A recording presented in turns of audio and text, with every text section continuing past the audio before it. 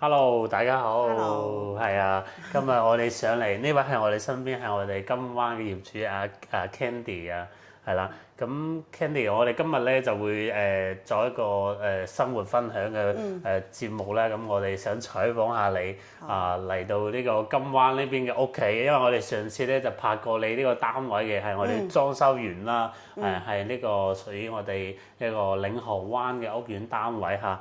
咁 Candy，其實咧就主要想同你傾下偈咧，同我哋觀眾朋友分享下，咁你自己點解會嚟到大灣區珠海呢邊置業咧？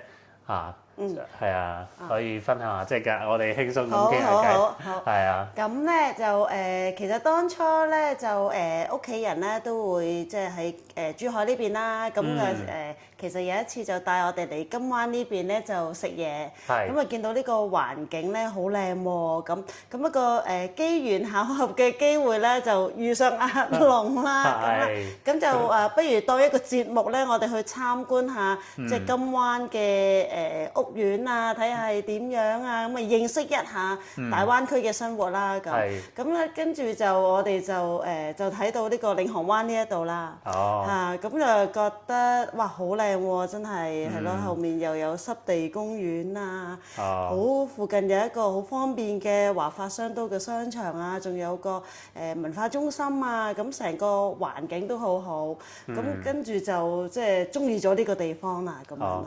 我都聽得出都係中意呢邊嘅配套咯嚇，因為阿龍生呢邊咧都係呢邊嘅業主都比較居多啲金灣嗬，因為其實真係我哋金灣呢邊嘅城市面貌啊，確實係比較新啲咯嗬，同埋即係會比較即係冇見到一啲舊樓啊，都係一啲好嘅配套，例如華發商都藝術中心Candy 啊，中心河公園呢啲都係比較靚，因為我哋嗰個紅河大橋一過嚟就係咯，係咪好方便？Candy 自己而家有冇揸車啊？而家攞咗個車牌㗎啦，呢個 OK， 就未有揸車嘅，係啦，可能第日就可以揸車咯。係咯，上次你問我話嗰個點樣過嚟嚇，點樣揸車方便，我做咩嘅？好嘅，下次試一試真係要好方便，因為如果喺你哋屋企過嚟咧，我諗紅河橋過嚟咧，大概喺邊區？反正好多業主都係話一個鐘頭多少少咁就可以嚟到金灣，係最近嘅一個地方嚇。咁你會覺得咧就係對於珠海金灣呢邊啊，你即係最深印象就係呢邊嘅配套咯，係嘛？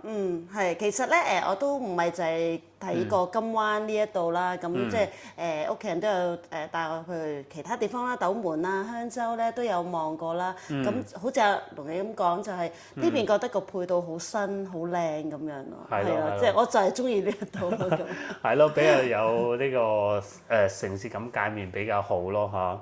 OK，咁你嚟到呢邊，咁我哋從因為係應該係24年嗰時係置業咗嘅，咁就應該係到裝修完到依家應該都成年幾時間喎。係啊，啱啱都係暑假。咁上嚟都係，咁上嚟都有好多次啦，應該都係即係入住後都好多次係嘛？係，都好熟絡㗎啦。好熟絡。雖然唔係揸車，但係交通都好方便嘅，其實係而家過嚟。但係你咧嚟到呢邊覺得同即係話呢邊嘅人相處啊各方面係覺得感覺如何咧？即係嚟到珠海呢邊。其實過嚟初初就覺得需要講好多普通話咁自己都識嘅，咁但係嚟到又覺得其實都唔係喎，其實我諗而家嚟大灣區生活，即係好多香港人都會過嚟啦，咁同埋呢度嘅人其實普通話或者廣東話，調翻轉佢哋知我哋係香港人，佢哋即刻轉翻用廣東話同我哋傾偈，咁所以成個溝通咧其實都即係冇乜差異，其實都好方便咯。哇，OK， 咁都冇乜難度可以。冇。OK， 非常之好。咁你其實咧，我哋喺食飯呢方面咧，覺得飲食方面方唔方便咧？同埋你覺得珠海啲飲食係點樣？有咩好食嘅地方可以同我哋朋友嗰啲分享下咧？係啦。飲食就好好啦，即係過到嚟係一定食唔同嘅品種嘅嘢啦。呢邊就好多唔同類型嘅嘢食啦，燒烤啊、火鍋啊，咁咩都有啦。係啊，你想食乜都得。想食乜都得嚇。我哋你有冇去過嗰個白藤頭海鮮市場？有冇？梗係有啦，必去嘅呢啲。係必去嘅，因為其實白藤頭咧嗰個做海鮮，首先選擇嘅嘢比較多咯，嗬。咁其實佢做嘅口味款式都會特別之多嘅。係啊，我都有去過其他城市啊，咁我都會覺得係咯，即係其實珠海呢邊做海鮮都幾多煮法嘅，即係好多特別嘅做法，嗬。係啊，同埋好新鮮咯。好新鮮咯，係咯。咁可能呢個係內地呢邊嘅一個比較優勢點嘅地方咯，因為地方大咧，我哋有自己嘅一啲養殖啊，或者係種植嘅嘢咯，都比較多資源選擇嚇。係啊。咁你週末通常上嚟，通常去邊度玩多啲？有咩活動啊？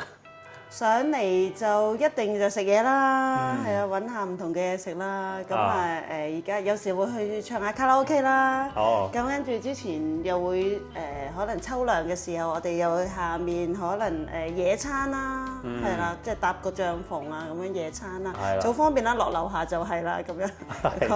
冇錯，領河灣好大特色係樓下就係一個中心河。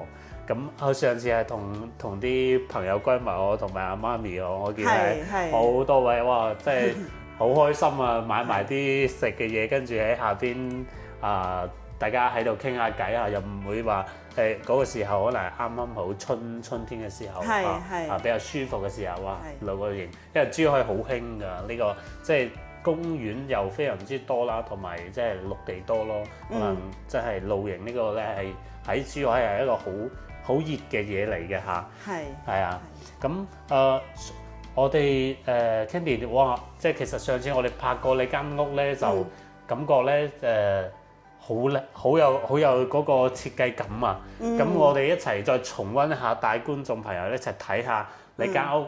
我想問下你一啲裝修嘅諗法，好唔好？好啊！咁我哋從門口嗰度睇一下。咁因為你呢個單位咧就係88個平方嘅3房咯，兩廳兩衛。咁你呢邊我見門口，哇！呢度整咗啲牆板喺度，點解會諗住整啲牆板全屋整咁多咧？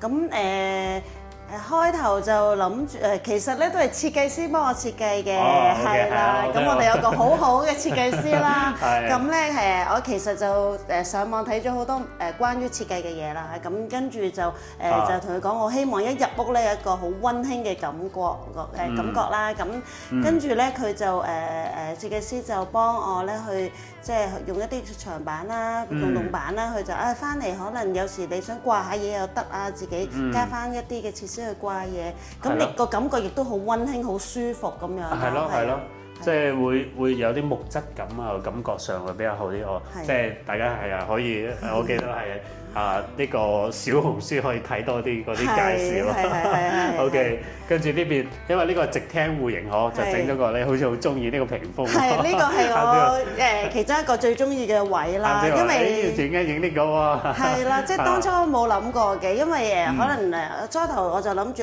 打開門，跟住成間會好寬敞咁樣，咁整啲嘢會唔會覺得好窄咧咁樣？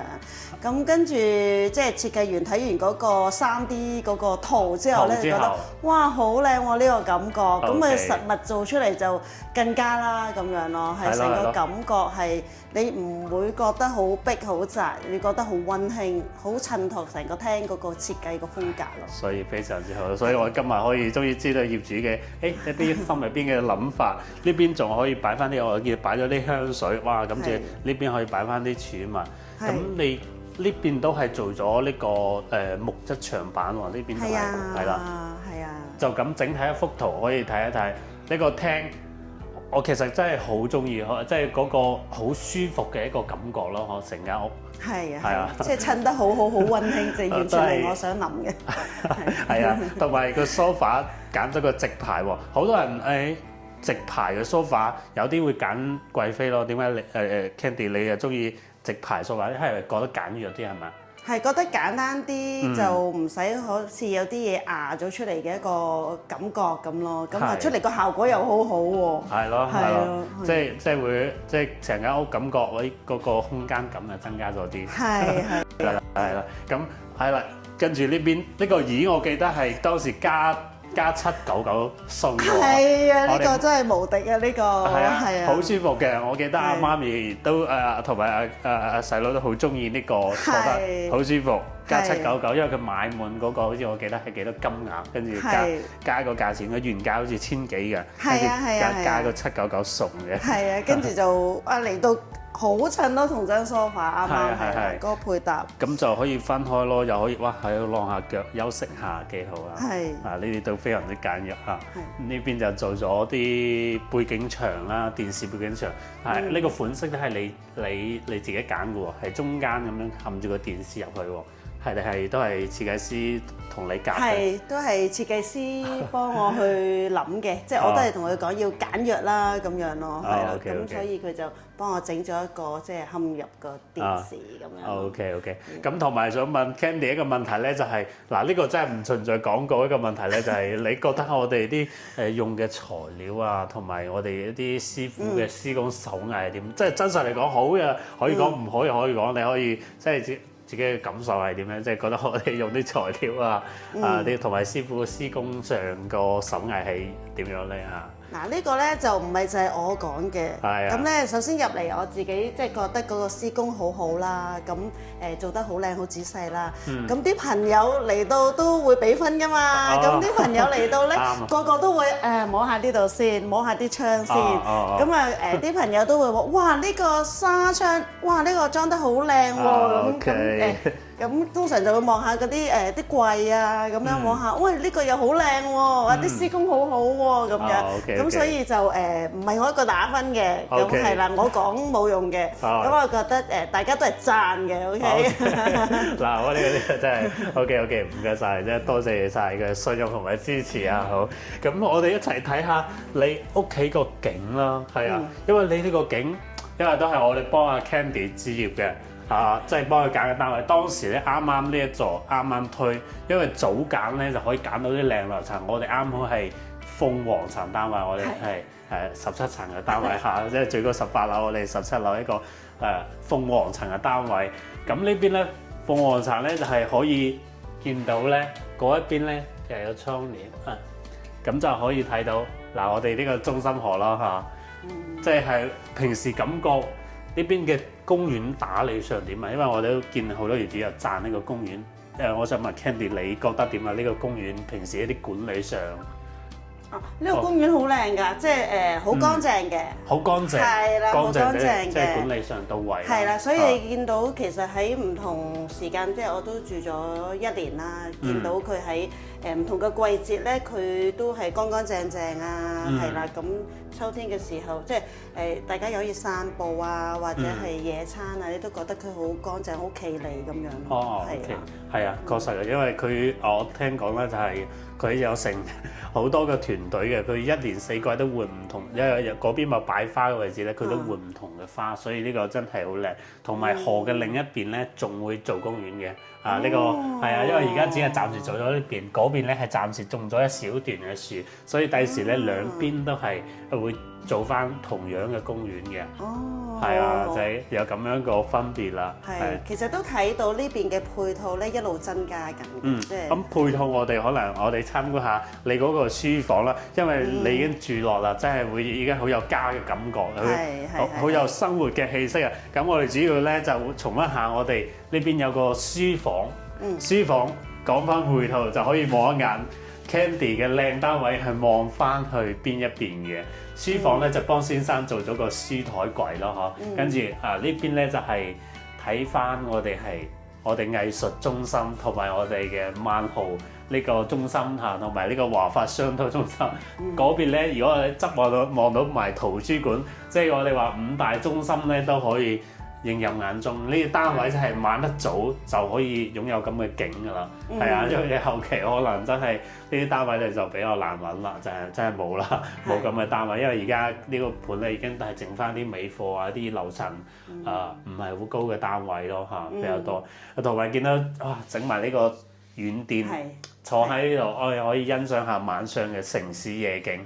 哇！呢個單位 OK 啊。睇下音樂噴泉啊。睇音樂噴泉係啊！我因為我晚黑冇喺個呢度，高唔高啊？即係望到可以睇到晒係咪嗰個音樂？睇到啊，係啊，喺唔同個位都會睇到啊，所以夜晚又好靚啊燈光呢邊。OK，呢邊係做埋個書台咯，嗬。係啊。係啊。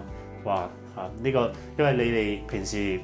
即係可以喺呢邊辦公啊，或者可以擺好多嘢喎。係啊 ，OK。新年仲睇到煙花添啊！呢度。新年我過年嗰時咧，我影咗一個視頻咧，就係好多人，因為本身係話唔俾放嘅，但係咧就係後邊咧係放咗嗰個